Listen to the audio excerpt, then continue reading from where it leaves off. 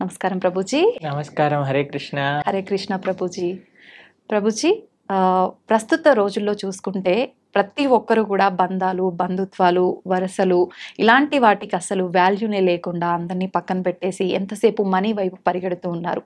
ఇలాంటివన్నీ ఎందుకు జరుగుతున్నాయి ప్రభుజీ? మనకి ఒక విషయం చెప్తారు, we have to love people and use things. కానీ మనం ఏం చేస్తున్నామంటే we are loving things and using people. అంతే. మనం ఒక వస్తువుని వాడుకోవాలి, వ్యక్తిని ప్రేమించాలి. కానీ మనం వస్తువుని ప్రేమిస్తున్నాం, వ్యక్తిని వాడుకుంటున్నాం. అవును. అలా ఆ దిశగా సమాజం నడుస్తూ ఉంటుందన్నమాట. మనకి ఎందుకు ఈ విధమైన ఒక భావన ఈ సమాజంలో ఇప్పుడు కలుగుతుంది అని అంటే, ఓవరాల్గా మనం దేనిపైన ముఖ్యత్వాన్ని ఇస్తున్నాం. చిన్నప్పటి నుంచి మీరు చూసారనుకోండి, పిల్లలకి ఏం చెప్తున్నాం మనం? బాగా చదువుకున్నానా, బాగా చదువుకుంటే మంచి డబ్బులు వస్తాయి. అంతే. అంతేనా? చిన్నప్పటి నుంచి మనం వాళ్ళకి ఇన్పుట్టే డబ్బులుంటేనే సుఖము అని మనం ఇస్తున్నప్పుడు ఎంతమంది పిల్లలు చెప్తారు, నాన్న నువ్వు బాగా చదువుకోవాలి, ఎందుకంటే బాగా చదువుకుంటే నీకు జ్ఞానం వస్తుంది, ఆ జ్ఞానంతో నీకు వినయం రావాలి. జ్ఞానము కేవలం నాలెడ్జ్ వరకే ఉండకూడదు, దాన్ని విజ్ఞానంగా మారాలి. విద్యా వినయేన శోభతే అని అంటారు. అయ్యా, నువ్వు జీవితంలో అంత సక్సెస్ఫుల్ అవ్వకపోయినా సరే నీకు మనోధైర్యం ఉండాలి, నువ్వేం చేస్తున్నా కరెక్ట్గా చేయాలి, ధర్మాన్ని పాటించాలి. అలా చెప్తున్నారా పిల్లలు? లేదు, చాలా తక్కువ మంది.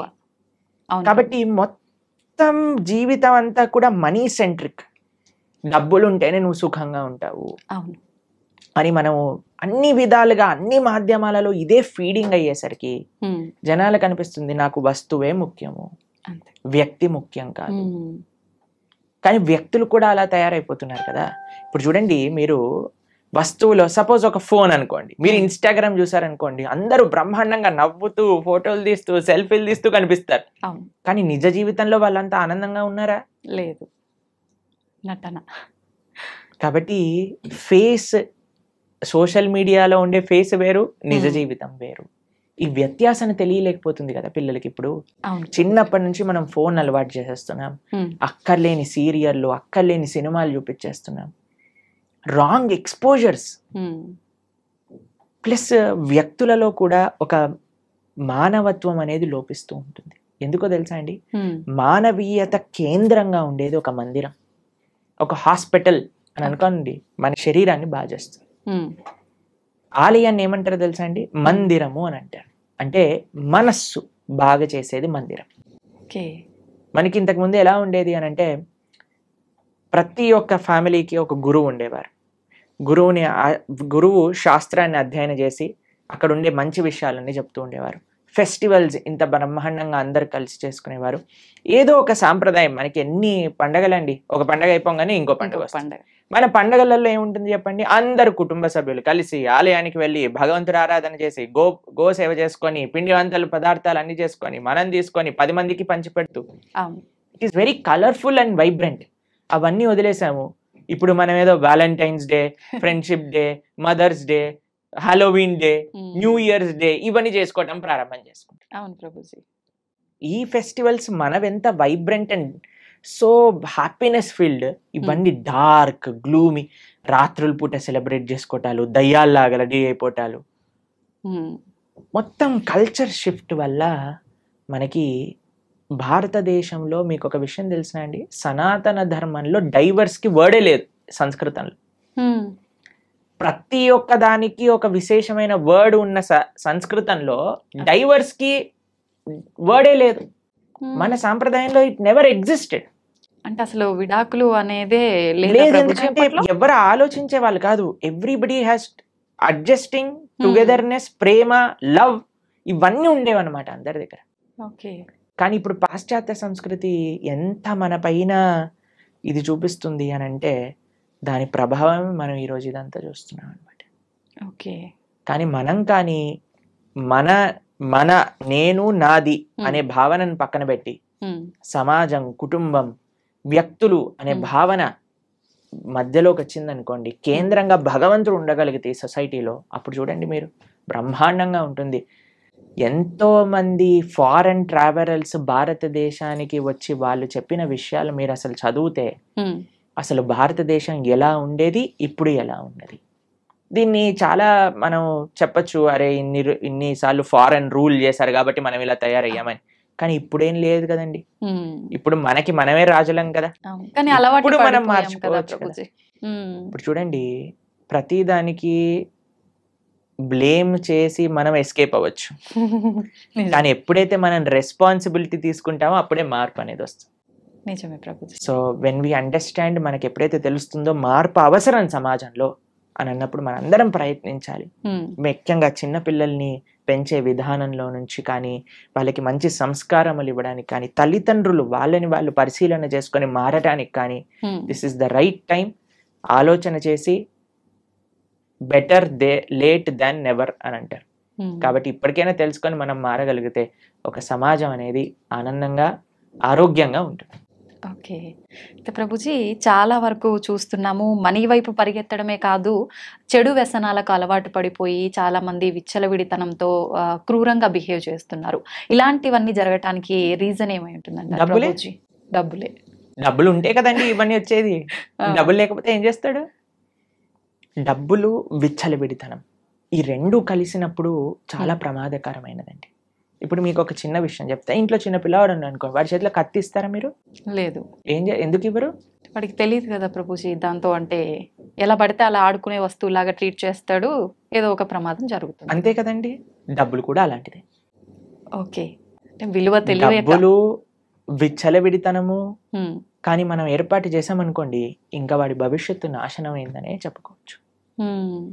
కాబట్టి మేము ఇంజనీరింగ్ చదివేటప్పుడు కూడా మేము చూసాం, ఎవరైతే పేరెంట్స్ కొద్దిగా స్ట్రిక్ట్గా, కంట్రోల్డ్గా, డిసిప్లిన్డ్గా వాళ్ళ పిల్లలతో విచ్చలవిడితనంగా ఉండకుండా వాళ్ళని కంట్రోల్లో పెట్టారనుకోండి, వాళ్ళు అప్పటికి వాళ్ళకి కష్టం అనిపించినా, ఎందుకు మా అమ్మ నాన్న ఇలా చేస్తున్నారు అని అనిపించినా, but they were on a right track. కానీ ఎవరికైతే విచ్చలవిడితనం ఇచ్చేసారో, ఎవరికైతే డబ్బులు అడగంగానే ఇచ్చేయటం ప్రారంభం చేశారో, ఏం లెక్క ఏమంటామంటే దెర్ ఇస్ నో అకౌంటబిలిటీ. అలా చేసామనుకోండి, పిల్లలు అన్ని రకాల వ్యసనములు, ఇప్పుడు ఐపీఎల్ మ్యాచెస్ లో బెట్టింగ్లని, తర్వాత డ్రగ్స్ అని, ఇంటాక్సికేషన్స్ అని, పబ్లని, కార్ రేసింగ్లని, అసలు ఎంత మంది ప్రాణాలు పోగొట్టుకుంటున్నారు చెప్పండి అసలు. నిజమే ప్రభుజీ. ఇవన్నీ ఎక్కడి నుంచి వస్తున్నాయి మనకి? కాబట్టి సమాజం మారాలి. కేవలం ఒక్కళ్ళని మనం తప్పు పట్టద్దు. పేరెంట్స్ మీరే తప్పు అని మనం అనలేం, టీచర్స్ మీరే తప్పు అని చెప్పలేం. ప్రతి ఒక్కళ్ళు ఒక్కొక్క ప్రయత్నం వాళ్ళ వైపు నుంచి చేయాలి. మీడియా మీ వైపు నుంచి ప్రయత్నం చేయాలి, సాధువులుగా మేము మా ప్రయత్నం చేయాలి, తల్లిదండ్రులుగా వాళ్ళ ప్రయత్నం చేయాలి, టీచర్స్గా వాళ్ళ ప్రయత్నం చేయాలి, గవర్నమెంట్గా వాళ్ళ ప్రయత్నం చేయాలి. అప్పుడే ఈ సమాజం మెరుగుపడుతుంది.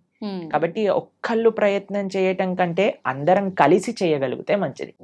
ఓకే. కాబట్టి మీరు ఇలాంటి ప్రోగ్రామ్ చేస్తూ, ఇలాంటి ప్రశ్నలు అడుగుతూ జనాలలో ఒక మంచి భావనను నింపడానికి ప్రయత్నం చేస్తున్నారు కదా. కాబట్టి మీ మీడియా వైపు నుంచి మీరు మీ బాధ్యత కరెక్ట్గా చేస్తున్నారు. అలా అందరూ కూడా వాళ్ళ వాళ్ళ బాధ్యతను సక్రమంగా నిర్వర్తిస్తే this world will be the beautiful place to live.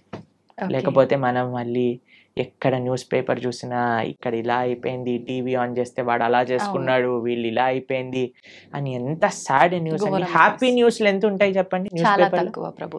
ఎందుకు అలా సమాజం తయారవుతుంది అని అంటే, ఒక్కొక్కళ్ళు వాళ్ళు నిర్వర్తించిన బాధ్యతలను కరెక్ట్గా చేయట్లేదు.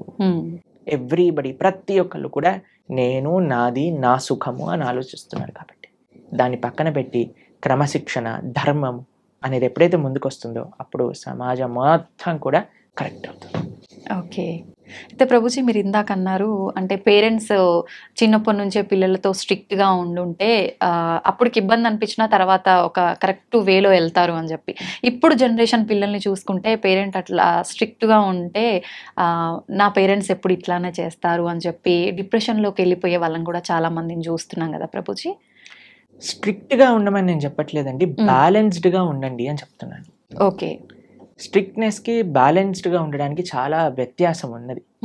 ఇప్పుడు మనకి అదే చెప్తున్నాను, చిన్నప్పటి నుంచి మీరు వాడికి విచ్చలవిడితనాన్ని ఇచ్చేసి గారాబం చేసేసి సడన్గా ఒకరోజు నేను ఇప్పటి నుంచి స్ట్రిక్ట్గా ఉంటాను అని అంటే కుదరదండి.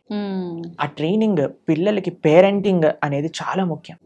పేరెంటింగ్ అసలు ఒక పిల్లల్ని ఎలా పెంచాలి అని తల్లిదండ్రులు నేర్చుకోవాలి. లైక్ ఇప్పుడు మీకు ఒక విషయం చెప్తాను, ప్రీ మ్యారేజ్ కౌన్సిలింగ్స్ అని జరుగుతున్నాయి తెలుసా మీకు? అసలు పెళ్లి చేసుకునేది ఏంటి, దాని బాధ్యత ఏంటి, తర్వాత ఏమి ఇబ్బందులు వస్తాయి, దాన్ని ఎలా ఎదుర్కోవాలి, అని పెళ్లికి ముందే నేర్పిస్తున్నారు.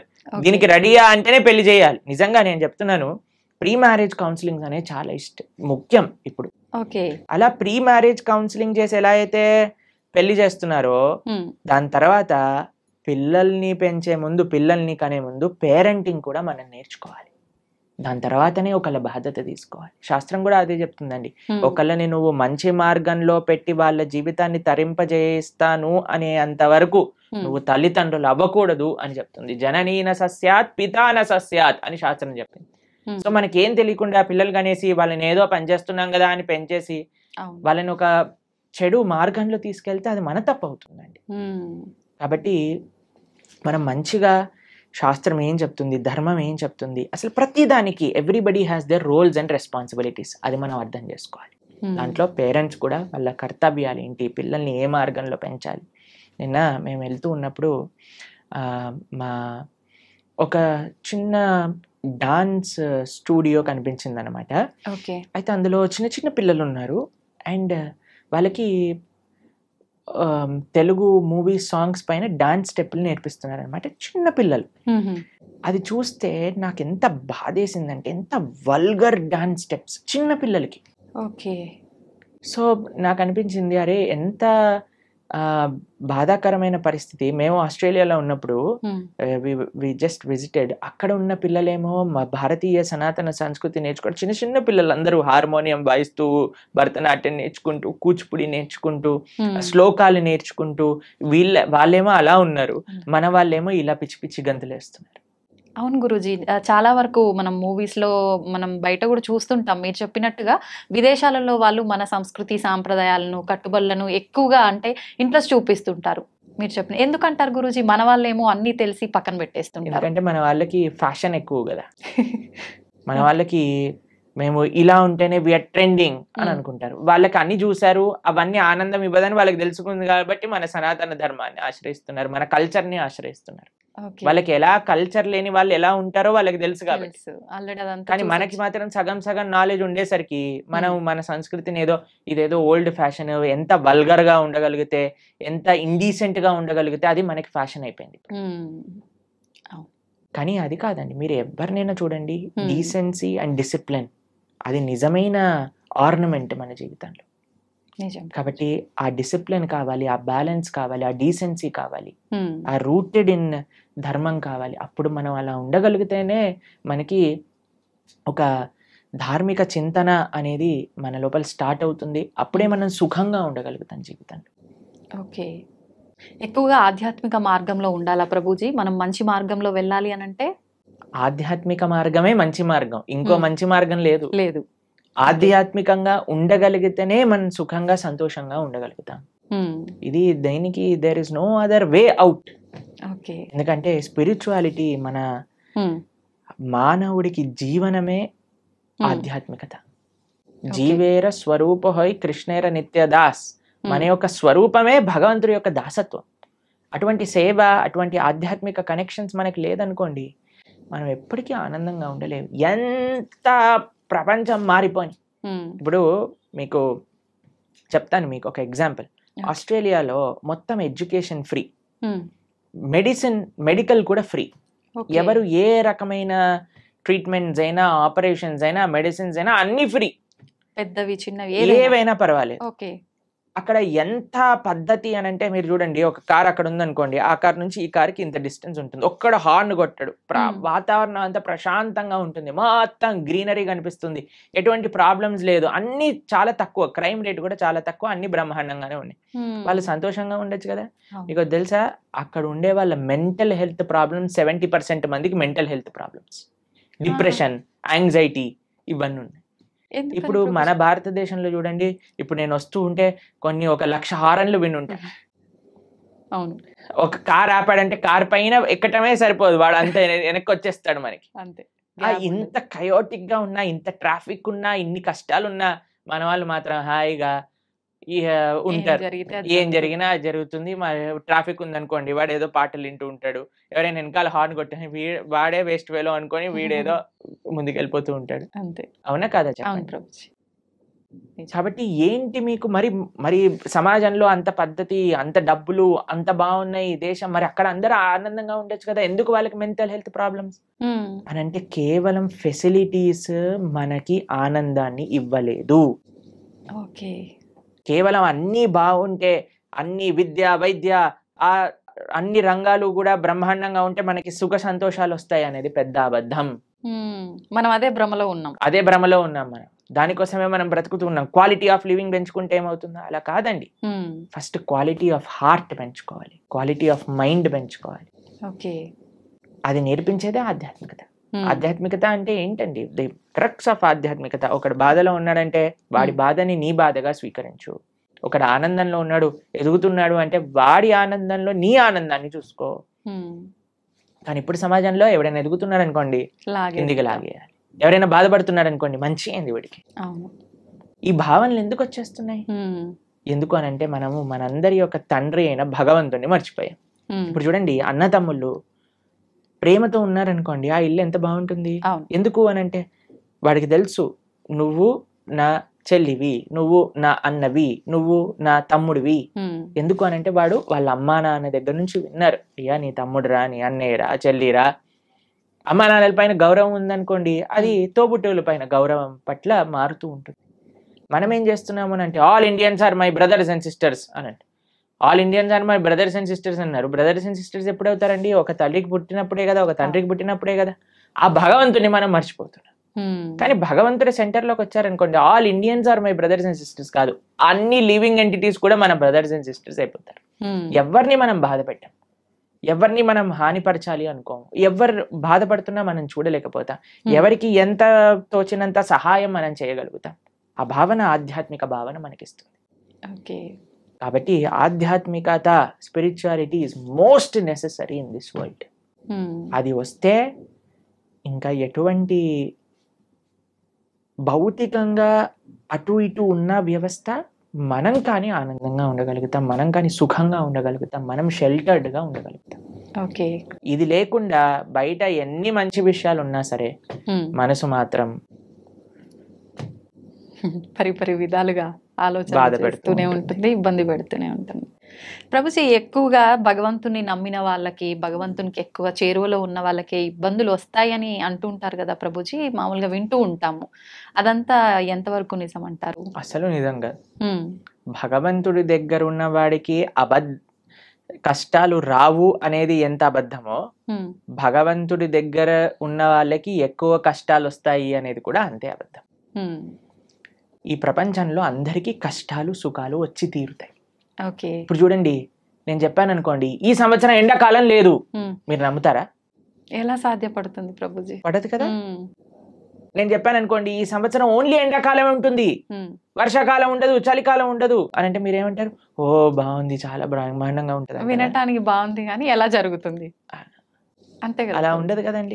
వర్షాకాలం వచ్చినప్పుడు చలికాలం వస్తుంది, చలికాలం అయిపోయాక ఎండాకాలం వస్తుంది, ఎండాకాలం అయిపోయాక మళ్ళీ చలికాలం వస్తుంది, వర్షాకాలం వస్తుంది. ఇది ప్రపంచంలో అందరికీ తెలిసిన విధం.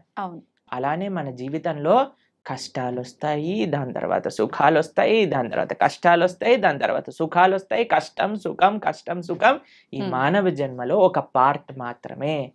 దీన్ని అండర్స్టాండ్ చేసుకొని యాక్సెప్ట్ చేసుకోవాలి ఫస్ట్ విషయం. దీనికి భగవంతుడికి ఎటువంటి సంబంధం లేదు. నీ జీవితంలో అంటే మనందరి జీవితంలో కష్టము సుఖము, ఎలా అయితే ఎండాకాలం వస్తుందో, ఎలా అయితే వర్షాకాలం వస్తుందో, ఎలా అయితే చలికాలం వస్తుందో, అలానే కష్టము సుఖము మిక్స్డ్ కాలం మూడు మన జీవితంలో ఉంటాయి, ప్రతి ఒక్కళ్ళ జీవితంలో. మరి భగవంతుడు ఏం చేస్తాడు? భగవంతుడు ఏమైనా కష్టాలు తీసేసే వాడిని, నేను కష్టాలు తీయడానికే భగవంతుని మనం అపాయింట్ చేసుకున్నాము అని మీరు అనుకుంటున్నారా? చాలా మంది ఏమనుకుంటారో తెలుసా అండి, వాడు నా పనివాడు, నాకు ఏదైనా కష్టం వస్తే వాడు దాన్ని క్లీన్ చేయాలి, ఇలా భగవంతుని భావిస్తారు. ఇది కరెక్ట్ భావన అంటారా? చాలా తప్పు ప్రభుజీ. తప్పేనా?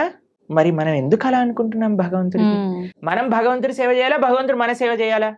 మనమే భగవంతునికి సేవ. మరి మనం ఆలయానికి వెళ్ళి చేస్తున్నాం, నాకు ఈ కష్టం వచ్చింది నువ్వు ఇది చేసేసాయి అంతే అని భగవంతుని మన సేవలో పెట్టుకుంటున్నాం. మనం ఎంత తెలివైన వాళ్ళని చూడండి. మనం భగవంతుడు కష్టాలు ఇవ్వడు, భగవంతుడు కష్టాలు తీసేయడు. భగవంతుడు కష్టాలలో దాన్ని ఎదుర్కొనే ధైర్యాన్ని ఇస్తాడు. ఓకే. కష్టం రూపంలో మనకేదన్నా మనం చెడు మార్గంలోకి వెళితే భగవంతుడు ఒక కష్టాన్ని సృష్టించి మనల్ని కాపాడుతాడు. ఎక్కువ ప్రమాదం జరగకుండా. అంతేకాని మనల్ని ఎప్పుడూ భగవంతుడు కష్టాలు పెట్టడు, కష్టాలని ఆపడు. నీకు ఒక ఎగ్జాంపుల్ చెప్తా. నిన్నే మేము టీవీలో చూసాము. ఒక అమెరికాలో అట ఒక ఫ్లైట్లో 2 సీట్లు ఖాళీగా ఉన్న సీట్లు ఒక్కసారిగా దే బ్లూ ఆఫ్, పేలిపోయాయట ఫ్లైట్లో. అయితే ఆ 2 సీట్లలో ఉన్న వాళ్ళకి అసలు ఎందుకు రాలేదు వాళ్ళు అని చేస్తే వాళ్ళిద్దరి జీవితాలలో ఏదో లాస్ట్ మూమెంట్ ఏదో అయిపోయి వాళ్ళు వెళ్ళలేకపోయారట. అరే మేము ఫ్లైట్ మిస్ అయిపోయాం, ఆ డబ్బులు పోయాయి, అవి ఇవి అని ఫుల్ బాధపడ్డారట. ఎప్పటి వరకు అంటే ఆ 2 సీట్లు పేలిపోయాయి అని తెలిసినంత వరకు. ఇప్పుడు దాన్ని వెస్టర్న్ టర్మినాలజీస్ లో బర్న్ట్ టోస్ట్ ఫినామినా అని అంటున్నారు అనమాట. అది మీకు టెక్నికల్ టర్మ్స్. అది ఏంటంటే ఏది జరిగినా సరే మన మంచి కోసం జరుగుతుంది అని టైం కానీ మనకి చెప్పదు. ఇప్పుడు మనకి ఈ రోజు ఈ కష్టం వచ్చింది అని అనుకున్నా, ఇప్పుడు సపోజ్ మనకి కాలు ఇరిగింది అని మనం అనుకున్నా, ఒక యాత్రకి వెళ్ళలేదు, తర్వాత తెలిసింది ఆ యాత్ర బస్సే బోల్తా పడిపోయింది. ఇప్పుడు ఏం కాలు ఇరగటం బెటరా, బస్ నుంచి కింద పడిపోవటం బెటరా? కాలు ఇరగటమే బెటర్. అంతే కదండి. కాబట్టి మనకి ఈ రోజు దేవుడా నాకెందుకు అలా చేసావు, నాకెందుకు ఈ అన్యాయం చేసావు అని అంటే వెయిట్ చేయి స్వామి, నీకే తెలుస్తుంది దేవుడు నీకు అన్యాయం చేయలేదని. మనకు ఆ ఓపిక లేదంటే, ఓపిక లేదు, అర్థం చేసుకోగలిగే ఆలోచన లేదు. మనకేంటి వెంటనే అయిపోవాలి, ఇది నాకు ఇలా 2 minutes లో మ్యాగీ రెడీ అయిపోయింది, 2 minutes లో నాకు కష్టం ఎందుకు పోవట్లేదు అని మనం తయారైపోయినాం. దీనికి తగ్గట్టు చెప్పేవాళ్ళు కూడా మీరు ఇది చేసేయండి, ఈ కష్టం అలా పోతుంది, ఈ మంత్రం చెప్పండి అలా పోతుంది. అది దట్ ఈస్ నాట్ ప్రాక్టికల్ అండి. దుఃఖాలయం అశాశ్వతం. ఈ ప్రపంచంలో దుఃఖాలు వస్తాయి, దాన్ని ఎదుర్కొనే ధైర్యం కోసం భగవంతుడిని ఆశ్రయించు. రాముడిగా వచ్చాడు భగవంతుడు, రాముడికి కష్టాలు రాలేదా అండి? మీరు ఒకసారి రాముడి దగ్గరికి వెళ్ళి, రామా నాకు అసలు ఏ కష్టాలు రావద్దు జీవితంలో అంటే పాపం రాముడు ఏమనుకుంటాడండి, నేనే అన్ని కష్టాలు పడ్డాను, నువ్వు నాకే కష్టాలు వద్దు అని అడుగుతున్నావా నా దగ్గరకు వచ్చి అని కూడా చెప్పండి. జనాలు ఏం చేస్తున్నారంటే అండి, ఇప్పుడు ఇక్కడ కష్టం తీరకపోతే దేవుని మార్చేస్తున్నారు. దేవుని మార్చడం కాదు, మొత్తం ఏకంగా ధర్మాన్ని మార్చేస్తున్నారు. దేవుళ్ళని తిట్టడము, మళ్ళీ ఎందుకు నిన్ను పూజించాలి అది ఇది మామూలుగా తిట్టరు ప్రభుజీ. అంటే చేసేదేమో నువ్వు, అనేదేమో భగవంతుడు. ఎంత విచిత్రం చెప్పండి. నీ కర్మలకి నువ్వే బాధ్యుడివి. నువ్వేదైతే తప్పు చేసావో అది నీ జీవితంలో కష్టంగా వచ్చి తీరుతుంది. దాన్ని ఎదుర్కో, దాన్ని అనుభవించు, అప్పుడే ఆ కర్మ పోతుంది. కాబట్టి ఇప్పుడు ఒక చిన్న పిల్లవాడు చదువుకోలేదండి, ఎగ్జామ్ లో ఫెయిల్ అయ్యాడు. ఇప్పుడు ఓయ్ నాకు టీచర్ తక్కువ మార్కులు ఇచ్చింది అందుకే నేను ఫెయిల్ అయ్యా అని అంటే మనం ఏం చేస్తామండి, ఒరే నువ్వు ఇప్పుడు ఏం చేయలేవురా, మళ్ళీ చదువుకొని ఇంప్రూవ్మెంట్ రాయాల్సిందే, ఆ ఏరియర్ క్లియర్ చేయాల్సిందే, అది నీ బాధ్యత, చదువుకోవాల్సిందే. కాబట్టి వాడే కష్టపడాలి, వాడే చదవాలి, వాడే ఎగ్జామ్ రాయాలి, వాడే పాస్ అవ్వాలి. అలానే మనకి ఎవ్వరు మోటివేషన్ ఇవ్వగలుగుతామంటే ఈసారి బాగా చదువుకో, ఇంకొద్దిగా వాటికి ఒక ట్యూషన్ పెట్టించగలం తల్లిదండ్రులుగా, నీ పక్కనే ఉండి ధైర్యం చెప్పగలం. అంతే కదా భగవంతుడు చేసే పని. నువ్వు నీ కష్టాన్ని నువ్వు దాటుతూ ఉండు, నేను నీ వెంట ఉంటా. ఆ ధైర్యం భగవద్భక్తి మనకిస్తుంది. కాబట్టి ధర్మాన్ని మార్చేసే వాళ్ళు ఒక్కసారి ఆలోచన చేయండి. తల్లిదండ్రుల్ని మార్చుకోం.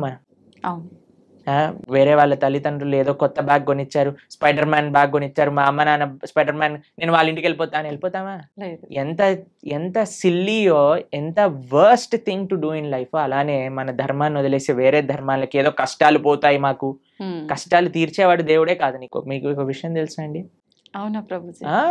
ఎవరైనా చెప్పారనుకోండి ఇది చాలా పవర్ఫుల్, మొత్తం కష్టాలని పోతాయి, అక్కడికి అస్సలు వెళ్ళకూడదు. ఎందుకని ప్రభుజీ? ఎందుకు అని అంటే ఇప్పుడు కష్టాలు పోయాయి అనుకోండి, మన కర్మ ఎప్పుడో ఒకసారి మన కర్మ అనుభవించాల్సిందే కదా. ఈ రోజు కాకపోతే రేపు తప్పదు. కాబట్టి నీ కష్టం ఈ రోజు మాయమైపోయింది అని అనుకోండి, ఈ రోజు మాయమైపోతుంది, రేపు వస్తుంది, దాన్ని నువ్వు తప్పించుకోలేవు. అంటే మనం చేసుకునే కొన్ని పుణ్య కార్యాల వల్ల మన పాపాలు తొలగిపోయే అవకాశం ఉంటుంది అని అంటారు కదా ప్రభుజీ. దాంట్లో భాగంగా పుణ్యము, మంచి పనులు పుణ్యాన్ని ఇస్తాయి, చెడు పనులు పాపాన్ని ఇస్తాయి. ఓకేనా? పుణ్యం సపరేట్ గా అనుభవించాలి, పాపం సపరేట్ గా అనుభవించాలి. పుణ్యం ఎక్కువ చేసేస్తే పాపాన్ని అది తొలగించదు. అర్థమైందా మీకు? ఓకే. ఓకే. ఇప్పుడు పుణ్యం ఏదైతే ఉందో దాన్ని మీకు స్వర్గానికి తీసుకెళ్తుంది అని అనుకోండి. పాపం ఏదైతే ఉందో దాన్ని మీకు నరకానికి తీసుకెళ్తూ ఉందనుకోండి. మీరు ఎక్కువ పుణ్యం చేసేస్తే ఈ పుణ్యం వెళ్ళి పాపాన్ని ఇది చేసేదన్నమాట. పుణ్యం పుణ్యం ఖాతానే, పాపం పాపం ఖాతానే. ఈ రెండూ పోవాలి, ఈ రెండుతో మాకు పని లేదు అని అన్నప్పుడు మనం భగవంతుడికి శరణాగతి చేయాలి, భగవంతుడి యొక్క భక్తి చేయాలి. అప్పుడు మనకి పుణ్యంతో సంబంధం ఉండదు, పాపంతో సంబంధం ఉండదు. భగవంతుడిని ఆశ్రయించడం, భగవంతుడిని చేరుకోవటం, ఇది భక్తి మార్గము అని అంటే. కాబట్టి ఫస్ట్ పాపాచరణ మానుకోవటం మనుష్యత్వం, మనుష్యత్వంలో పుణ్యాచరణ, మంచి మనిషిగా మారటం, మంచి మనిషిగా మారిన తర్వాత ధర్మాన్ని తెలుసుకొని భక్తిని ఆశ్రయించి భక్తుడుగా మారటం. ఇట్లా 3 స్టేజెస్ ఉన్నాయి. కాబట్టి ఫస్ట్ స్టెప్ ఇస్ పాపాన్ని పక్కన పెట్టండి, పాపాచరణ తప్పు. దాని తర్వాత నెక్స్ట్ స్టేజ్ మంచి మనిషిగా మారటం, మంచి మనిషిగా మారాక ధర్మం గురించి, దేవుడి గురించి తెలుసుకోవటం, భగవంతుని ఆశ్రయించటం. అప్పుడు మనకి పాపంతో సంబంధం ఉండదు, పుణ్యంతో సంబంధం ఉండదు, భగవంతుడితో మాత్రమే సంబంధం ఉంటుంది. అలా సాధ్యపడుతుందా ప్రభుజీ అట్లా ఉండడం? తప్పకుండా. ఇప్పుడు చూడండి, రోడ్డు పైన మురికి నీళ్ళు ఉన్నాయనుకోండి, ఒక మనం బకెట్ల మురికి నీళ్ళు రోడ్డు పైన పడేసాం అనుకోండి, మీరు మధ్యాహ్నం కల్లా వచ్చారనుకోండి, అక్కడ ఒక్క చుక్క నీరు కూడా ఉండదు. ఎందుకు చెప్పండి? సూర్యుడు మొత్తం లాగేస్తాడు, అన్నిటినీ ఎవాపరేట్ చేసేస్తాడు, అంతేనా? పెద్ద పెద్ద నదులే ఎవాపరేట్ అయిపోతాయి. సూర్యుడికి ఆ శక్తి లేదా? అలానే భగవంతుడికి కూడా ఆ శక్తి ఉంది. భగవంతుడిని ఆశ్రయించినప్పుడు, భగవంతుడికి శరణాగతి, భగవంతుడు చెప్పిన మార్గాన్ని, అలా దేవుడి దగ్గరికి వెళ్ళి 10 రూపాయల టికెట్ ఇచ్చి, అయ్యా నీకు అర్చన చేయించేసా, నా పాపాన్ని తీసేసాయి, ఇలా బిజినెస్ ట్రాన్సాక్షన్ కాదండి. మనస వాచ కర్మన భగవద్ మార్గంలో మనం నడిచినప్పుడు, భగవంతుడికి శరణాగతి చేసినప్పుడు, ఆయన మన దగ్గర ఉండే ఎటువంటి కర్మ బ్యాగేజ్ నైనా సరే ఆయన మొత్తం డిసపియర్ చేసేయగలరు. అది భగవంతుడికి ఉండే శక్తి. ఎప్పుడు మనం నిజమైన భక్తి మార్గంలో నడిచినప్పుడు, అది ముఖ్యం. హడావిడి హంగామాలు ఆర్భాటాలు చేస్తుంటారు మామూలుగా భగవంతుడి విషయంలో వచ్చేసరికి, అవన్నీ కాకుండా మనస్ఫూర్తిగా మనం దైవ మార్గంలో ఉండాలి. హంగామా, హడావిడి, ఆర్భాటం ఎందుకు చేయకూడదు? చేయొచ్చా గురుగారు? ఎందుకు చేయకూడదు అని అడుగుతున్నాను. ఒక మ్యారేజ్ డే మనం సెలబ్రేట్ చేసినప్పుడు, 25th మ్యారేజ్ యానివర్సరీ ఓ పెద్దగా గందరగోళం చేసేసినప్పుడు, పిల్లవాడి ఫస్ట్ బర్త్డే ఇంత పెద్దగా చేసినప్పుడు, ఒక పెళ్లికి కొన్ని లక్షల కోట్లు ఖర్చు పెట్టేసినప్పుడు, భగవంతుడికి పూజ మాత్రం ఎటువంటి ఏమీ చేయకూడదు, స్వామికి దాలియాలు కట్టకూడదు. మన వాళ్ళు ఇప్పుడు మొన్న మాకు ఒక వీడియో పంపించారు, ఒక ఫేమస్ యాక్ట్రెస్ బాలీవుడ్ లో అంటుంది, నేను టాయిలెట్ కైనా డబ్బులు ఇస్తాను కానీ గుడి కట్టడానికి డబ్బులు ఇవ్వను అని. ఎందుకు అంత? ఎందుకు అని అంటే, నో మోర్ రిలీజియస్ ఇన్స్టిట్యూషన్స్ అని ఏదో దానికి జనాలందరూ కరెక్టే చెప్పింది, రిలీజియస్ వల్ల ఒక ఆలయం కట్టడం వల్ల ఏమి పని ఉంది దానికి అని అంటున్నారు. ఎందుకంటే అందరు ఇలాంటి మెంటల్ గా తయారవుతారు. ఆలయాలు లేవు కాబట్టి, రిలీజియస్ ఇన్స్టిట్యూట్స్ తక్కువ అయ్యాయి కాబట్టి ఇలాంటి వాళ్ళు పుడుతున్నారు, టాయిలెట్ మెంటాలిటీ కలిగిన వాళ్ళు. అదే ఆలయానికి ఇచ్చుంటే, భగవంతుడికి ఇచ్చుంటే మంచి మనస్తత్వం ఉన్న వాళ్ళు పుట్టేవారు. ఇలాంటి వాళ్ళని ప్రపంచంలో ఎవరు గుర్తుండరండి. ఒక 10-15 ఏళ్ల తర్వాత ఎవరిని దే విల్ నాట్ రిమెంబర్. కానీ మనం ఇప్పటికీ గుర్తు పెట్టుకునేది ఎవరిని అని అంటే, శివాజీ మహారాజ్ లాంటి రాజులని, ఎవరైతే ధర్మం కోసం కాపాడారు, దేశం కోసం ప్రయత్నం చేశారు, దేశం కోసం, దైవం కోసం, సమాజం కోసం. ఇటువంటి భావనలే రావట్లేదండి జనాలకి ఈ మధ్య. మొత్తం ఫ్యాషన్ అయిపోయింది. భగవంతుడి యొక్క ఆలయం రామ మందిరం కట్టడానికంటే ఎందుకు ఇన్ని వేల కోట్లు, అందరినీ పేద ప్రజలకు పంచేయచ్చు కదా. ఎన్ని రోజులు పంచుతావు అనేది ప్రశ్న. ఈ రోజు నువ్వు అన్నం పెట్టగలవా, రేపు పెట్టగలవా, ఎల్లుండి పెట్టగలవా, ఆకలి తీరుతుందా? కానీ భగవద్ ఆలయం ఏం చేస్తుంది అంటే మనసుని మారుస్తుంది, ఒక మంచి ప్రేరణనిస్తుంది. ఒక ఆలయం దేన్ని విషయాలకి కేంద్రం చూడండి మీరు. ఒకటి ఆర్ట్, కల్చర్, ట్రెడిషన్, హెరిటేజ్, ఎన్నిటిని నిలుపుకుంటుంది రామమందిరం. ఒక మందిరం మీరు చూసారంటే ఎన్ని వ్యవస్థలు, పూలు అమ్ముకునే వాళ్ళకి మందిరం, ఒక ఫార్మింగ్ చేసే వాళ్ళకి మందిరం, ఒక ఆర్ట్స్ నేర్చుకునే వాళ్ళకి మందిరం, భగవంతుని ఆశ్రయించిన వాళ్ళకి మందిరం. ఒక మనసులో ఒక ఉత్సాహం, ఒక నమ్మకం, ఒక విశ్వాసం, ఒక ధైర్యం కావాలంటే గుడికి వెళ్తామండి. మీరు మీ జీవితంలో ఎప్పుడైనా వెళ్ళారా? అలా అందరం వెళ్ళే ఉంటాం కదా. ధైర్యం కావాలి. భగవంతుడా మేము ఈ కష్టంలో ఉన్నాం, ఒక ధైర్యం నింపుకోవడానికి భగవంతుడి దగ్గరికి వెళ్ళి చెప్పుకుంటాం మనం. ఎక్కడికి వెళ్తాం ధైర్యం కావాలంటే చెప్పండి. అసలు ఈ ప్రపంచంలో ఎక్కడైనా ఏ ప్రదేశం ఉందా ధైర్యం కోసం వెళ్ళడానికి? మీరు థియేటర్కి వెళ్తే ధైర్యం వస్తుందా? లేదు. పార్క్కి వెళ్తే ధైర్యం వస్తుందా? లేదు. షాపింగ్ మాల్కి వెళ్తే ధైర్యం వస్తుందా? భగవంతుడి దగ్గరికి వెళ్తే ధైర్యం వస్తుంది. ఆ నమ్మకం, ఆ విశ్వాసం, ఆ పట్టుదల, ఏదో ఒకటి ఇన్స్టిట్యూషన్, మన కల్చర్ని, మన ఆర్ట్ని, మన ట్రెడిషన్ని, మన సాంప్రదాయాన్ని నేర్పించే ఇన్స్టిట్యూషనే మందిరం. కాబట్టి మనకి వీ వాంట్ ఎవ్రీథింగ్. ఎప్పుడైనా మీరు హైదరాబాద్లో ఈ 5 స్టార్ హోటల్ కట్టబోతున్నారు, వాడిని అడిగారండి, ఎందుకు 5 స్టార్ హోటల్ కడుతున్నావు? నీ పక్క నుండి స్లమ్లో అన్ని డబ్బులు బంచేసాయి, 1 స్టార్ హోటల్ కట్టు సరిపోతుంది అని మనం ప్రశ్నిస్తామండి? లేదు. ఎందుకు? మనకు కావాలి. ఎవరైనా 700 crores 1000 crores పెట్టి మూవీస్ తీస్తే వాడికెళ్ళి చెప్తామా, ఒరే నువ్వు ఈ మూవీ తీయకరా, మేమందరం ఏం పర్వాలేదు, చూడకపోయినా పర్వాలేదు, నువ్వు 1000 కోట్లు పనిచేసే జనాలకి అని చెప్తారా అండి ఎవరైనా? లేదు. దీంట్లో మనకి ఏం ప్రాబ్లం లేదు. కానీ ఎప్పుడైతే భగవంతుడికి ఏదన్నా సేవ చేస్తున్నారనుకోండి, భగవంతుడికి అభిషేకం చేస్తే వెంటనే పాలేంటి అని అంటారు. నేను చూసానండి, సినిమా హీరోల కట్అవుట్లకి పాలాభిషేకాలు చేస్తూ ఉంటారు, రాజకీయ నాయకులకి, కరెక్ట్ రాజకీయ నాయకుల విగ్రహాలకు పాలాభిషేకం. అప్పుడేమైంది మన నీతి? మనకు నచ్చిన పని చేస్తే తప్పులేదు. మీరు చూసారండి, ఇప్పుడు కొత్తగా ఈ ట్రెండ్ లో ఏమంటామంటే ఆ న్యూ ఇయర్ పార్టీలు అవి ఇవి అని చేసుకుంటారు కదా, దాంట్లో షాంపైన్ బాటిల్స్ లోంచి షాంపైన్ అంతా ఇలా పోతూ ఉంటుంది చూసావా? అప్పుడు నీకు డబ్బులు వేస్ట్ కాదే, 5,000 10,000 ఎంత ఉంటాయో మనకు తెలియదు, కానీ ఆ బండిటిని నేల కొరగటంలో నీకేం తప్పులేదు, పిచ్చి గంతులు వేయటంలో నీకు తప్పులేదు, పబ్బులు కట్టడంలో తప్పులేదు, రెస్టారెంట్స్ కట్టడంలో తప్పులేదు, మాల్స్ కట్టడంలో తప్పులేదు, సినిమా థియేటర్లు కట్టడంలో తప్పులేదు, మందిరం మాత్రమే తప్పు. ఎందుకంటే భగవంతుడు మంచివాడు కాబట్టి. పాపం వాడు ఏమన్నది కదండి, నవ్వుతూ అలా నించుంటాడు. భగవంతుని కూడా తప్పట్లే. భగవంతుడిని ప్రేమతో ఉండే వాళ్ళ దగ్గర ఆయన ఉంటారండి, అది వేరే విషయం. ఆయన ఏం ఎక్స్పెక్ట్ చేయట్లేదు మనం ఇంత పెద్ద గుడి కడతాం అంత గట్టు, అది మన కృతజ్ఞత. కాబట్టి జనాలు అందులో ఆర్భాటాలు వద్దు అని కేవలం భక్తిలో అనుకుంటే తప్పు. లేదండి, మా జీవనమే సరళం, మేమే ఒక మ్యారేజ్ డే వచ్చింది అనుకోండి, ఆలయానికి వెళ్ళి దండం పెట్టుకుంటాం. అలానే భగవంతుడి యొక్క ఉత్సవం వచ్చిన ఆలయానికి వెళ్దాం. లేదండి, మేము మ్యారేజ్ డే మాత్రం ఒక 2-3 లక్షలతో చేస్తాము, కానీ కృష్ణాష్టమికి మాత్రం 100 రూపాయలు ఖర్చు పెడతాం. అది తప్పు. ఇక్కడ ఇక్కడ చూపించే వ్యక్తిత్వం గురించి మాట్లాడుకోవట్లేదండి. కేవలం నేను చూపించడానికే పూజ చేస్తా అనటం తప్పు. కానీ భగవంతుడికి ప్రేమతో నేను ఇంత గొప్పగా చేసుకోగలుగుతాను అని అనుకోవటంలో తప్పేమీ లేదు. చేసుకోవచ్చు, కానీ మన హృదయంలో ఆ భక్తి, ఆ ప్రేమ అనేది ఉండాలి. ఓకే, ఏమంటారు మీరు? నిజమే ప్రభుజీ, ఉండాల్సిందే. చాలా తక్కువ మందిలో ప్రభుజీ రాను ఇంకా అంటే ఎక్కువ ఆధ్యాత్మిక మార్గంలో భగవంతునికి దగ్గరగా ఉండాలంటే ఎక్కువ అంటే ఏమంటారు, సెంటిమెంట్లు, కండిషన్లు ఎక్కువ ఉండాల్సిందేనేమో అని చెప్పి లిమిట్ లో అని అందరు జనాల్ని ఒక మబ్బెలో పెట్టేశారు జనాలు. కానీ మీరు మనందరం కలిసి ఇంకా ప్రజలలో ఆ చైతన్యాన్ని తీసుకొని రావాలి. అవును, భక్తి అంటే కేవలం sentiments, rules, regulations, conditions, impositions కాదు. భక్తి అంటే ఎంతో సరళమైన, సున్నితమైన, ఆనందకరమైన, ఉత్సాహకరమైన, మనశ్శాంతిని ఇచ్చే ఒక ప్రాసెస్ అని మనందరం కలిసి జనాలకి చెప్పినప్పుడు అప్పుడు మాత్రమే వాళ్ళు నిజమైన భక్తి అంటే ఏంటో అర్థం చేసుకోగలిగే స్థితిలోకి వస్తారు. నిజమే ప్రభుజీ. ఇంకా ఇంటర్వ్యూస్ చేయాలి ఇలా. తప్పకుండా చేద్దాం ప్రభుజీ, మార్పు మనతోటే మొదలు పెడదాం. ఓకే, అయితే ప్రభుజీ నేటి అల్ట్రా మోడర్న్ జనరేషన్ వాళ్ళకి కృష్ణతత్వాన్ని అనుసరించాల్సిన ఆవశ్యకత ఎంతవరకు ఉంది ప్రభుజీ?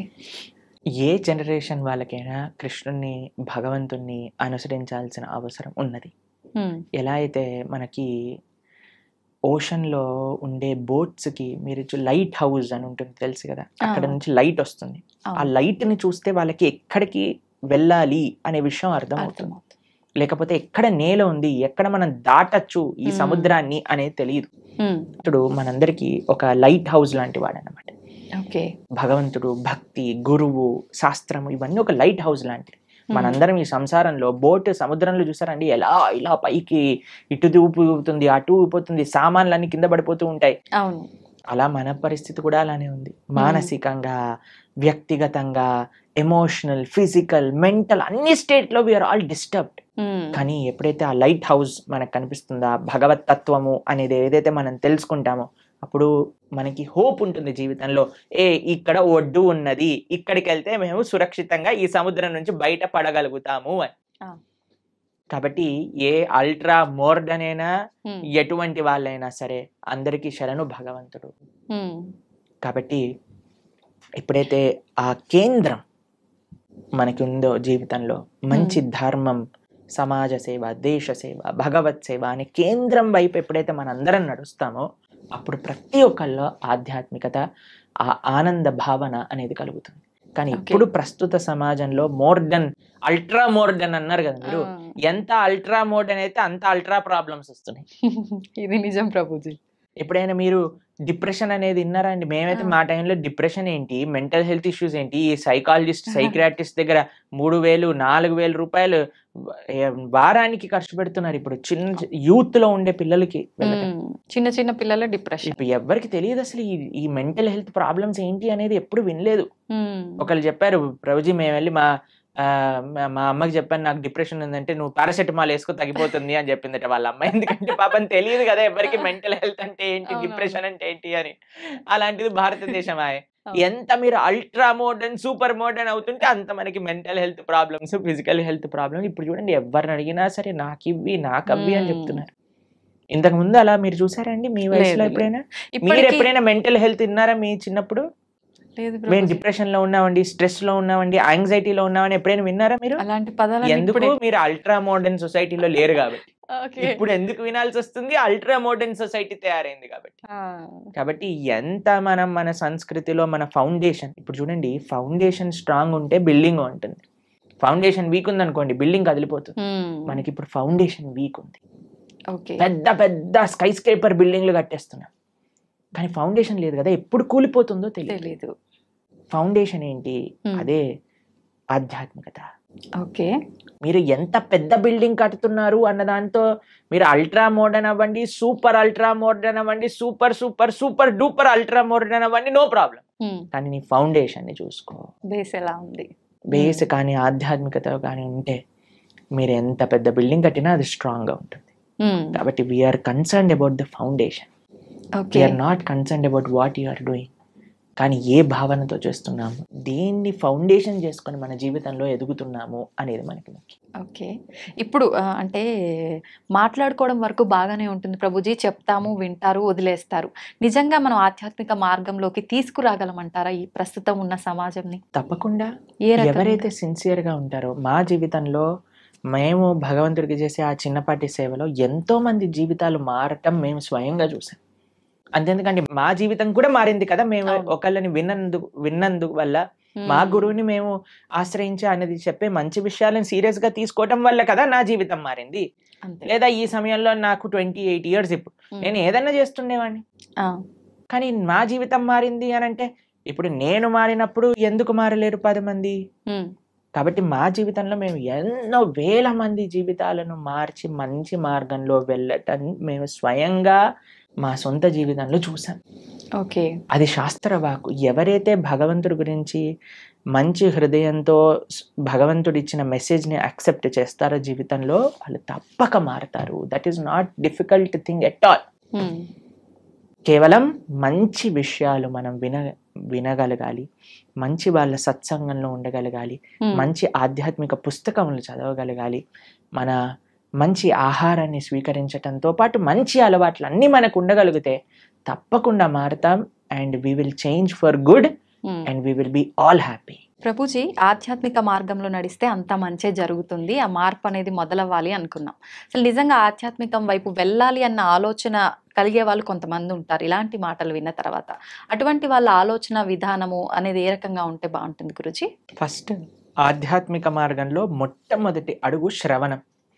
శ్రవణం కీర్తనం విష్ణు స్మరణం పాద సేవనం అర్చనం వందనం దాస్యం సాఖ్యమాత్మ నివేదనం అని ప్రహ్లాదుడు భాగవతంలో చెప్తాడు. మొట్టమొదటి అడుగు శ్రవణం.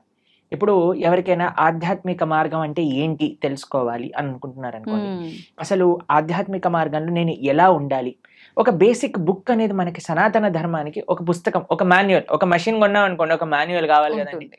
అలా అసలు మనం ఏమి చెయ్యాలి మానవ జన్మ వచ్చాక అని చెప్పేదే భగవద్గీత. మీరు మన ఛానల్లో ప్రణవానంద దాస్ అనే ఛానల్లో ఇప్పుడు ఎవరికైనా మీకు ఈ ఇంటర్వ్యూ వినటం వల్ల అసలు మాకు ధర్మం అంటే ఏంటి, హిందూ ధర్మం అంటే ఏంటి, అసలు భగవంతుడు ఏం చెప్పాలనుకుంటున్నాడు, అసలు మానవుడు ఏం చెయ్యాలి అని మీకు ప్రశ్నలు ఉన్నాయనుకోండి, మనం 18 లెక్చర్స్ మాత్రమే, ఒక్కొక్క లెక్చర్ 1 hour మాత్రమే ఉంటుంది. ప్రణవానంద దాస్ ఛానల్లో మీరు వెళ్ళి ప్లేలిస్ట్ లో భగవద్గీత అని మీరు చూసారనుకోండి, కేవలం సింపుల్ 18 లెక్చర్స్. ఇప్పటి వరకు సుమారుగా 8 లక్షల మంది పైగా ప్రవచనాలు విని ఉన్నారు ఆల్రెడీ. కాబట్టి మీరు జస్ట్ దాన్ని 18 లెక్చర్స్ వినండి, 1 to 18 కంప్లీట్ చేసే లోపల మీకు మొత్తం క్లారిటీ వస్తుంది జీవితంలో మనం ఏం చేయాలి. It is very simple. దాని తర్వాత ఫస్ట్ స్టెప్ శ్రవణం అయిపోయాక మెల్లమెల్లగా ఒక్కొక్క అడుగు మిమ్మల్ని ముందుకు తీసుకెళ్తుంది ఆ శ్రవణం యొక్క శక్తి వల్ల. కాబట్టి మీరు ఇప్పుడు హాలిడేసే కాబట్టి మీకు అంత బిజీగా ఉండరు అని నేను భావిస్తున్నా. కాబట్టి అట్లీస్ట్ ఈ సమ్మర్ హాలిడేస్లో ఈ 18 లెక్చర్స్ భగవద్గీత, సంపూర్ణ భగవద్గీత ప్రణవానంద దాస్ అనే యూట్యూబ్ ఛానల్లో మీరు విని చూడండి. మేము చాలా సింప్లిఫైడ్ వేగా అందరికీ సనాతన ధర్మం గురించి ఎక్స్ప్లెయిన్ చేసే ప్రయత్నం చేశాం ఆ వీడియోస్లో. కాబట్టి మీరు చూసి మీ యొక్క భావనలు వ్యక్తపరచండి. తప్పకుండా I think that will be a guiding light for everybody. ఎందుకంటే భగవద్గీత శాస్త్రమే అటువంటిది. కాబట్టి ఇది ఫస్ట్ స్టెప్. ఎందుకంటే అన్ని స్టెప్స్ ఒకసారి చేయకూడదు కదండి. నెక్స్ట్ ఇంటర్వ్యూలో సెకండ్ స్టెప్ గురించి మాట్లాడుకుందాం. ఇప్పుడు ఫస్ట్ స్టెప్ భగవద్గీత 18 లెక్చర్స్ వినటం. ఓకే, శ్రవణం. ఓకే ప్రభుజీ, ఆహారం విషయానికి వస్తే చాలా మంది ఈ మధ్య కాలంలో నాన్ వెజ్ ఫుడ్ కి ఎక్కువ అలవాటు పడిపోతున్నారు, ఎక్కువగా మాంసాహారం తింటున్నారు. నిజంగా మాంసాహారం అనేది తినడం తప్పంటారా ప్రభుజీ? మనకి ఎప్పుడైనా దోమ కుట్టినప్పుడు మీకు ఏమనిపిస్తుందండి? నొప్పి, బాధ కలుగుతుంది. ఏమంటారు అప్పుడు? దోమ కుట్టింది పాట్ అని వేసేస్తారు కొంతమంది. అయితే అరే ఆ దోమ ఎక్కడుందో పట్టుకొని రారా, దాన్ని ఎలా అయినా చంపేయాలి. ఇప్పుడు బాటిల్ తీసుకొని ఏమంటారు, మీరు యుద్ధానికి వెళ్ళినట్టు దోమలు వెనకాల పడి దోమని చంపేస్తే. ఇంత పెద్ద శరీరం నీది, ఇంత చిన్న దోమ, ఇంత చిన్న చీమ కుడితే అబ్బో చీమ కుట్టింది, నీళ్లు పోసేయండి, చీమలు అన్నిటి తీసేయండి, లక్ష్మణ్ రేఖ పెట్టేసేయండి.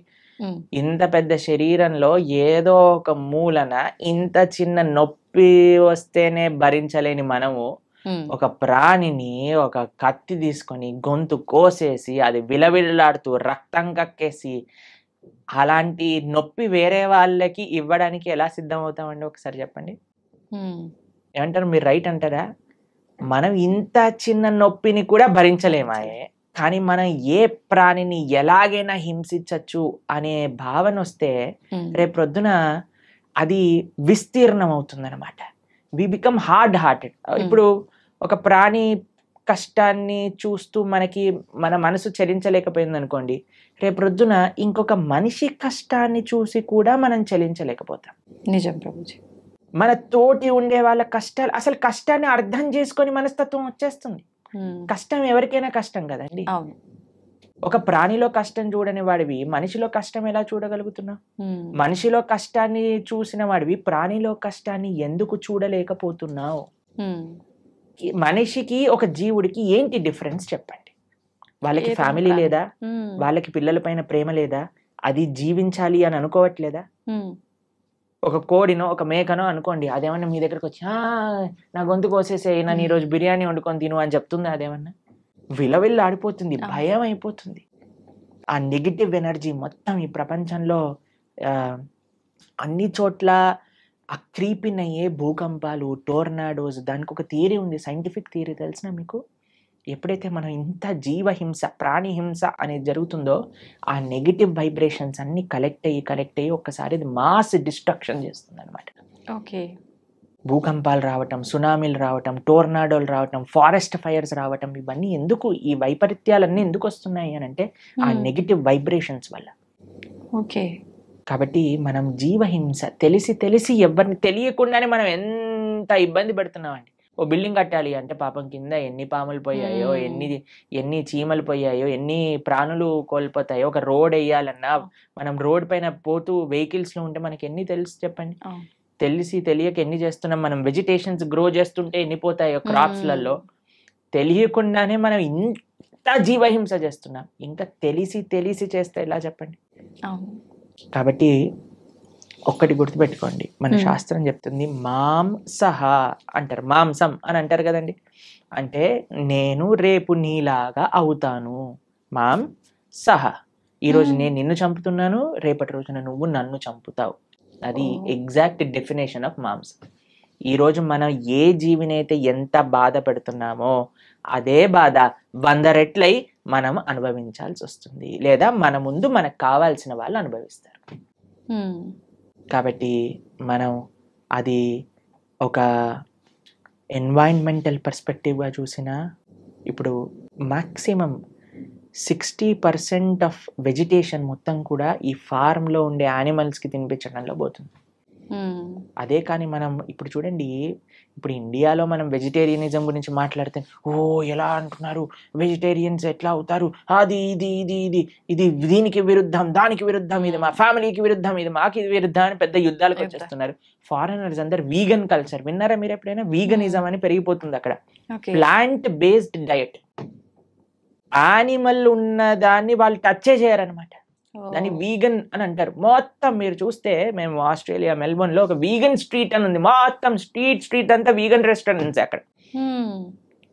అమెరికాలో అన్ని చోట్ల ఇప్పుడు వీగనిజం పెరిగిపోయింది. మీరు ఎక్కడికి వెళ్ళినా సరే వీగన్ అని చెప్తే మీకు ఒక్క డైరీ ప్రోడక్ట్ కూడా టచ్ చేయరు వాళ్ళు. అలాంటి స్ట్రిక్ట్ వెజిటేరియన్ డైట్ ని వీగనిజం అని అంటారు అనమాట. కాబట్టి పాశ్చాత్య దేశస్తులు దానికి ఏం ఆధ్యాత్మికత అవసరం లేదండి. నాన్ వెజిటేరియన్ ఆపేయడానికి మనుష్యత్వం ఉండాలంతే. ఒక మనిషిగా నేను బాధపడుతున్నాను, ఇంకొక ప్రాణిని బాధ పెట్టకూడదు.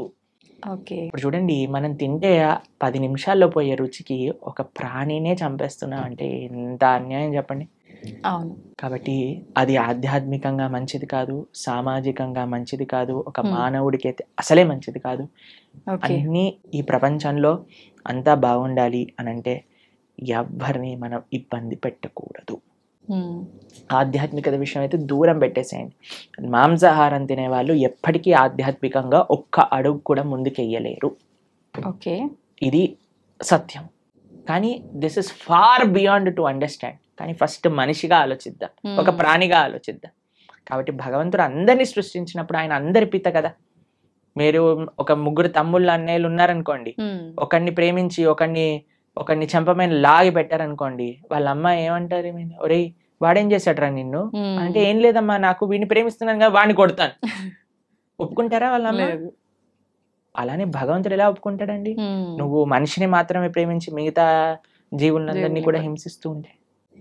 నిన్నే మేము ఒక పోస్ట్ చూసాము ఇంటర్నెట్ లో, అందులో ఉంది ఒక shark kills 11 people in an year. ఒక షార్క్ ఒక 10-11 మంది మనుషుల్ని చంపేస్తుందట, తినేస్తుందట సంవత్సరంలో. ఒక ప్రదేశంలో జస్ట్ ఒక స్టాటిస్టిక్స్ చెప్తున్నారు అనమాట. కానీ ఒక మనిషి 11,000 షార్క్ ని గంటలో చంపేస్తాడట తినడానికి, దాని లెదర్ కోసం అని. ఎంత అన్యాయం చెప్పండి. కాబట్టి మనం ఈ అన్యాయాన్ని ఎంతగా ఆపగలిగితే, అందరం ఎంత సాత్వికంగా, ఎంత హింస ఫ్రీగా ఉండగలిగితే మన ప్రపంచం అంత బాగుంటుంది. మీకు ఇంకొక విషయం చెప్తాను. మేము ఒక బుక్ చదివాను, దాన్ని how to live to be 100 అని అంటారు. 100 సంవత్సరాలు బ్రతుకుండాలంటే సీక్రెట్. అందులో ప్రపంచంలో 100 సంవత్సరాలు పూర్తిగా బ్రతికిన ప్రదేశాల్లో హైయెస్ట్ మెంబర్స్ ఎక్కడైతే ఉన్నారో అక్కడ రీసెర్చ్ చేసి ఆ పుస్తకం రాశారనమాట. అందులో తేలింది ఏంటి అని అంటే, these are all animal products free. మాంసం అనేది వాళ్ళు స్వీకరించలేదు. ఇప్పుడు ఏ డాక్టర్ దగ్గరికైనా మీరు వెళ్ళి అడగండి, ఏదైనా మనకి ఇంత చిన్న జబ్బు రోగం జనం వచ్చింది అనుకోండి, ఫస్ట్ నాన్ వెజిటేరియన్ మానేయి అని చెప్తారట. కాబట్టి that is not natural for us. ఇప్పుడు చూడండి, కార్నివోరస్, హర్బివోరస్ అని మనం వినే ఉంటాం. కార్నివోరస్ అంటే మాంసాన్ని తినేవి, హర్బివోరస్ అంటే చెట్లు తినేవి. మనవి మన బాడీ మన నోటి నుంచి ప్రారంభం చేసుకొని మన డైజెస్టివ్ సిస్టమ్ మొత్తం కూడా హర్బివోరస్ యానిమల్స్ లానే ఉంటుంది, కార్నివోరస్ యానిమల్స్ లా. తర్వాత కొంతమంది అంటారు, మనకి ఈ 2 కూరలు ఉన్నాయి కదా ఇక్కడ అంటే, కూరలు ఉంటే నువ్వు పచ్చి మాంసాన్ని పట్టుకొని తినొచ్చు కదా, కానీ వండుకొని ఎందుకు తింటున్నావు నువ్వు? కార్నివోరస్ యానిమల్స్ అయితే అవి పచ్చి మాంసాన్ని పట్టుకొని వేటాడి తింటాయి. మనం ఏమన్నా ఇప్పుడు ఒక మేకని తినేవాడు ఏమన్నా మేక పైన పడి వాడిని చీల్చి తింటాడా? లేదు. కాబట్టి ది వెరీ థాట్ దట్ నువ్వు వండుకొని తింటున్నావు అని అంటే అది నీ శరీరానికి మార్చి కానీ నువ్వు తినలేవు అని. కానీ ఇప్పుడు చూడండి, సాలడ్స్ లో మీరు ఏ కూరగాయలు వేసినా సరే కక్కర్ తినేస్తారు. క్యారెట్లు తినేయచ్చు, బీట్రూట్లు తినేయచ్చు, ఏదైనా తినేయచ్చు పచ్చిగా. అవును. కాబట్టి మనకి పచ్చిగా తింటే అరుగుతుంది. ప్లస్ మన digestive system, carnivorous animals digestive system చాలా చిన్నగా ఉంటుంది, ఎందుకంటే అది వచ్చేస్తుంది బయటకు వెళ్ళిపోతుంది. కానీ మనది మాత్రం లాంగ్ ఇంటెస్టైన్, స్మాల్ ఇంటెస్టైన్, అవి డైజెస్ట్ చేసి దాన్ని న్యూట్రియంట్ కాంప్లెక్స్ చేసి అన్ని శరీరానికి ఎనర్జీ అందించి అప్పుడు కానీ బయటకు వస్తుంది. కార్నివరస్ యానిమల్స్ చూసాను అనుకోండి, నాలుకతోటి నీళ్లు తాగుతాయి. మనం ఎలా చేస్తామండి, మనం నోటితో తాగుతాం. కాబట్టి ఇవన్నీ దేర్ ఆర్ మెనీ రీజన్స్. అటు సైంటిఫికల్గా చూస్తే, అటు హ్యూమన్ మేకప్ విధంగా చూస్తే, ఎలా చూసినా సరే ఒక మనిషి వెజిటేరియన్ గానే ఉండాలి. Okay, he cannot kill any living being. Okay. అయితే ప్రభుజీ, ఇది సృష్టికి విరుద్ధం అయినప్పుడు భగవంతుడు ఎందుకు దీన్ని ఆపలేకపోతున్నాడు మరి? అయితే ఇది తినొచ్చు, ఆ జంతువులు పుట్టిందే మానవులు తినటానికి అని ఎవరైనా మీకు సర్టిఫికెట్ ఇచ్చారా? ఉంటారు కదా, భగవంతుడు ఇచ్చాడా చెప్పండి. భగవంతుడు ఆపట్లేదు అని మీరు అన్నారు కదా, కానీ భగవంతుడు తిను అని ఎక్కడేం చెప్పాడా? లేదు. ఏదైనా ఇప్పుడు ఒక మేక పుట్టాక ఇది వీడు తినడానికి అని దానిపైన స్టాంప్ వేసి ఆయన పంపించాడా మనకి? లేదు కదా. ఎందుకు? ప్లస్ ఈ మనిషి కూడా ఎందుకు సెలెక్టివ్ గా ఉన్నాడు? నేను మేకనే తింటా, కోడిని, కుక్కని ఎందుకు తినావు నువ్వు? నీ పెంచుకునే కుక్కకి ఇంకా బయట ఉండే మేకకి ఏంటి డిఫరెన్స్? కొంతమంది డాగ్ లవర్స్ ఉంటారు, మీరు చూసిన కన్నా మున్నా చున్నా అని ఎప్పుడు ఇలా కుక్కని ఇలా పట్టుకొని అలా పట్టుకొని, కుక్కకి ఏమన్నా అయితే వాళ్ళు ఏలవటం అవి. అరే, ఆ కుక్కకి ఎంతైతే ప్రాణం ఉందో ఆ మేకకి కూడా అంతే ప్రాణం ఉంది. ఏమన్నా మేకల తక్కువ ప్రాణం ఉందా చెప్పండి? లేదు. మరి ఎందుకు మనం ఆ డిఫరెన్షియేషన్ చేస్తున్నాం? భగవంతుడు నీకు తినాలి అని చెప్పలేదు, కాబట్టి భగవంతుడు నీకు తినద్దు అని కూడా వచ్చి చెప్పడు. శాస్త్రం అన్నీ చెప్పింది. ఓకే. మద్యం, పానం, శ్రియ, సూన, యత అధర్మశ్చ చతుర్విధం. భాగవతం చెప్పింది ఈ విషయం. 4 విషయాలు తప్పు. వ్యభిచారము, మాంసాహారాన్ని స్వీకరించటం, జూదమాడటం, తర్వాత మాదక ద్రవ్యాలు, సిగరెట్, మందు, గుట్కా, మాణిక్ చంద్, ఇవన్నీ వేసుకుంటారు కదండి, ఇవన్నీ ఈ 4 అధర్మము అని శాస్త్రం క్లియర్ గా చెప్పింది. ఓకే. కాబట్టి ఈ 4ని మనం దూరం పెట్టాలి, అప్పుడే మనం మనిషిగా అవుతాం. ఓకే. మాంసాహారం తినడమే తప్పు, అసలు పాపం, మహాపాపం. పాపం కాదు, మహాపాపం. మీరు మనం ఇక్కడ ఏవేవైతే చేస్తామో మళ్ళీ అక్కడికి వెళ్ళిపోయాక మనల్ని కూడా అలానే చేస్తారు. దానికి సిద్ధము అని అంటే మన ఇష్టం. ఇంకా చాలా మంది అంటారు చూసుకుందాంలే ఏదైతే అది అని. అలాంటి మూర్ఖులకి మనం ఇంకేం చెప్తామండి? సో ఒక గుర్రాన్ని నీటి వరకు తీసుకెళ్ళటం కానీ నీటిని తాగించలేం కదా. మన ప్రయత్నం మంచి విషయాలు 10 మందికి చెప్పటము, అంతేకాని ఎవరిని మనం గొంతు పట్టుకొని ఇది చేయించలేమన్నమాట. వాళ్ళ జీవితంలో వాళ్ళకి ఆ అనుభవము, ఆ మానసిక మెచ్యూరిటీ, తర్వాత ఆ పరిపక్వత అనేది వాళ్ళకే ఉండాలి. అయితే ప్రభుజీ, చాలా మంది ఎక్కువగా భగవంతుని ఆరాధనలో ఆధ్యాత్మిక మార్గంలో ఉంటూ ఉంటారు, యథావిధిగా నాన్ వెజ్ అవన్నీ తీసుకుంటూ ఉంటారు. అలాంటి వాళ్ళు చేసే ఆధ్యాత్మికత, నాన్ వెజిటేరియన్ రెండు ఒక దాటిలోకి రావు. నాన్ వెజిటేరియన్ ఆధ్యాత్మికం అవ్వలేడు. ఆధ్యాత్మికంగా వెళ్ళే వ్యక్తి నాన్ వెజిటేరియన్ తినలేడు. ఓకే. పూజలు పునస్కారాలు వేరే విషయం అండి. పూజలు పునస్కారాలు చేస్తూ నువ్వు నాన్ వెజిటేరియన్ తింటున్నా అది వేరే విషయం. కానీ ఆధ్యాత్మికత అనేసరికి భగవంతుడు ఏంటి, భగవంతుడు ఏం చెప్పాడు అని అర్థం చేసుకోవటం ఆధ్యాత్మికత. భగవంతుడు నన్ను ఎలా జీవించమని చెప్పాడో అర్థం చేసుకొని జీవించటం ఆధ్యాత్మికత. మనం 100 పూజలు చేయి, పునస్కారాలు చేసుకొని ఏదైనా చేసుకోండి, కానీ భగవంతుడు జీవించమన్న జీవన విధానాన్ని మనం ఆచరించకపోతే he will not care for us. ఇప్పుడు చూడండి, మీకు మీ పిల్లలు ఉన్నారు, మీరు చెప్పిన మాట వినటం మీకు ముఖ్యమా? మీరు చెప్పిన విధంగా వాళ్ళు ఉండటం మీకు ముఖ్యమా? లేదా మీరు చెప్పిన విషయాలు ఏమీ పాటించకుండా బయటికి వెళ్ళి మా అమ్మ ఇంత గొప్పది, మా అమ్మ అంత గొప్పది, మీ ఫోటో పెట్టుకొని రూమ్లో రోజు ప్రొద్దున అగరబత్తులు తిప్పేసి ఆరతులు పెట్టేసి మీకు పెద్ద పెద్ద మాలలు వేయటం ముఖ్యమా? మీరు చెప్పండి, ఏది మీకు సంతోషాన్ని ఇస్తుంది? చెప్పిన మాట ఆచరిస్తే అంతే కదా. చెప్పిన మాట ఆచరించి మీరు పెద్దగా ఏం చేయకపోయినా మీరు ఆనందంగానే ఉంటారు కదా. నాన్న చదువుకో, మంచిగా ఉండు, 10 మందితో మంచి చెయ్యి, నువ్వు ఎప్పుడు బాగుండాలి, అది మీరు చెప్పిన విధానాన్ని వాళ్ళు ఫాలో అవుతాయి కదా. అదే ఆధ్యాత్మికత అంటే. భగవంతుడు ఏం చెప్పాలనుకుంటున్నారో తెలుసుకొని దాన్ని ఫాలో అవ్వటం ఆధ్యాత్మికత. భగవంతుడు ఫోటోలు పెట్టి ఓ ఓ అని తిప్పేటాల ఆధ్యాత్మికత కాదు. ఎప్పుడు వరకు మనం ఆయన మార్గాన్ని ఫాలో అవ్వకపోయినంత వరకు. ఒక్కసారి మనం ఆయన చెప్పే విధానాన్ని ఫాలో అవుతూ మిమ్మల్ని ప్రేమతో, ఇప్పుడు చూడండి మీ పిల్లలు మీరు చెప్పిన విషయాలు అన్నీ మంచిగా విని మీ పుట్టినరోజు రోజు ఒక గ్రీటింగ్ కార్డ్ చేసి మీకు చాలా సేపు కష్టపడి ఒక గ్రీటింగ్ కార్డ్ చేసి ఇచ్చారనుకోండి, మీకు ఎంత సంతోషం ఇస్తుంది. అరే మా పిల్లలు ఎంత బంగారు కొండలరా, నేను చెప్పిందన్ని మాటలు వింటారు, నాకు ఇంత ప్రేమ గ్రీటింగ్ కార్డ్ తీసుకొచ్చారనిపిస్తుందా. అలానే భగవంతుడికి కూడా మనం ఎప్పుడైతే ఆయన మాటలు విని ఆయన ఆరాధన చేస్తామో అప్పుడు ఆయనకు అంత సంతోషం వస్తుంది. మీ మాటలు ఎప్పుడు వినకుండా, మిమ్మల్ని ఎప్పుడు పట్టించుకోకుండా బర్త్డేకి మాత్రం పెద్ద గిఫ్ట్ తీసుకొచ్చా, ఏంది ఈ గిఫ్ట్, అరే కనీసం ఎవడు అడిగాడు నిన్ను అని అంటారు, అంతే కదా. అలానే భగవంతుడు మన పూజలు కూడా అలానే అనిపిస్తాయి. ఇది ఖచ్చితంగా అందరూ తెలుసుకోవాల్సిన విషయం, అంతే కదా. ప్రభుజీ పిల్లల టాపిక్ వచ్చింది కాబట్టి నేటి బాలలే రేపటి పౌరులు అంటారు. అయితే అటువంటి పిల్లల్ని మనం పెంచే విధానము కరెక్ట్గా ఉండకపోవడం వల్ల అంటే ప్రభావం పడుతుందా, లేదంటే విద్యా వ్యవస్థ ప్రభావం ఏమైనా ఉంటుందా ప్రభుజీ? అన్ని ప్రభావం, మనం పెంచే విధానం, విద్యా వ్యవస్థ, టీచర్లు, మీడియా, వాళ్ళు చూపించేవి, వాళ్ళు ఉండే ఫ్రెండ్స్, అన్నిటినీ ప్రభావం ఉంటుంది. కరెక్ట్, అన్నీ కూడా జాగ్రత్తగా ఉండాలి. ఇప్పుడు అన్నిటినీ మార్చేయలేం కదండి. మన వంతు మన మార్పు మనతోటి ప్రారంభం అవ్వాలి. కాబట్టి ఇప్పుడు చూడండి అందరి పిల్లలకి హాలిడేస్ టైం. ఇప్పుడు మీ హాలిడేస్ లో మీ పిల్లలకి ఏం నేర్పిస్తున్నారు? ఎన్నో మంచి ఆధ్యాత్మిక కేంద్రములలో సేవా మాధ్యమంగా సమ్మర్ క్యాంప్స్ జరుగుతున్నాయి. మన ఇస్కాన్ హైదరాబాద్ లో సమ్మర్ క్యాంప్స్ చేస్తున్నారు, మేము ఆదిలాబాద్ లో రేపు సమ్మర్ క్యాంప్ చేస్తున్నాం. పిల్లలకి కనీసం సెలవులు వచ్చినప్పుడైనా మంచిగా సేవ చేసుకునే ఒక అవకాశాన్ని ఇవ్వండి. గోశాలకి తీసుకెళ్ళండి, శ్లోకాలు నేర్పించండి, మ్యూజిక్, మన క్లాసికల్ మ్యూజిక్ నేర్పించండి, క్లాసికల్ డాన్స్ నేర్పించండి. మన కల్చర్కి ఎంత దగ్గరగా మనకి సమయం ఉన్నప్పుడు, ఇప్పుడు స్కూల్ ఉన్నప్పుడల్లా అంటే కష్టం, కానీ అట్లీస్ట్ ఫెస్టివల్స్ టైంలలో మనకి ఇలా సమ్మర్ హాలిడేస్ వచ్చినప్పుడు, వింటర్ వెకేషన్స్ వచ్చినప్పుడు మనం ఏదైనా మంచి ఆధ్యాత్మిక ప్రదేశానికి తీసుకెళ్ళటం, అక్కడ ఉండే మంచి వ్యక్తులతో కల్పించటం, మాట్లాడించటం, వాళ్ళకి కల్చర్ని ఇంట్రడ్యూస్ చేయటం, ఇలా కానీ మన శక్తియుతంగా మనం ప్రయత్నించి, ఇప్పుడు చూడండి we can do our best. దాని తర్వాత ఇంకా వాడికి జీవితంలో ఏం చేసుకుంటారో అనేది వాళ్ళ ఇష్టం, కానీ మనము ఇవ్వకపోతే మన తప్పు అవుతుంది. కాబట్టి వాట్ వీఆర్ సేయింగ్ ఇస్, అందరు పేరెంట్స్ కూడా మీ వైపు నుంచి మీరు ప్రయత్నం చేయండి.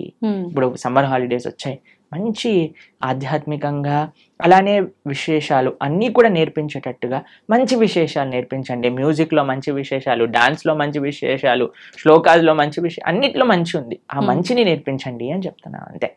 ఓకే, కాబట్టి సమయం ఉన్నప్పుడు పిల్లల్ని ఎంగేజ్ చేయాలండి. పిల్లలకి ఫ్రీ టైం ఇస్తే వాళ్ళు పాడైపోతారు. కాబట్టి మీకు సమయం ఉన్నప్పుడు మీరు కానీ హాలిడేస్లో వాళ్ళని ఎంగేజ్ చేయలేదనుకోండి, ఫోన్కి అడిక్ట్ అయిపోతారు, టీవీకి అడిక్ట్ అయిపోతారు, తర్వాత టెలివిజన్కి అడిక్ట్ అయిపోతారు. ఇవన్నీ మనకు వద్దు అన్నప్పుడు వాళ్ళని మార్నింగ్ టిల్ నైట్ స్కిల్స్లో ఎంగేజ్ చేయండి. స్విమ్మింగ్ నేర్పించండి, ఇన్స్ట్రుమెంట్స్ నేర్పించండి, ఎక్సర్సైజ్కి తీసుకెళ్ళండి. బయట ఎంత వీలైతే అంత మనం ఉంచడానికి ప్రయత్నం చేయాలి. మీరు బయట ఉండాలి. మీరు ఫోన్ పట్టుకొని కూర్చున్నారు అనుకోండి, వాడు ఫోన్ పట్టుకొని కూర్చుంటాడు. కాబట్టి let us all use this time nicely.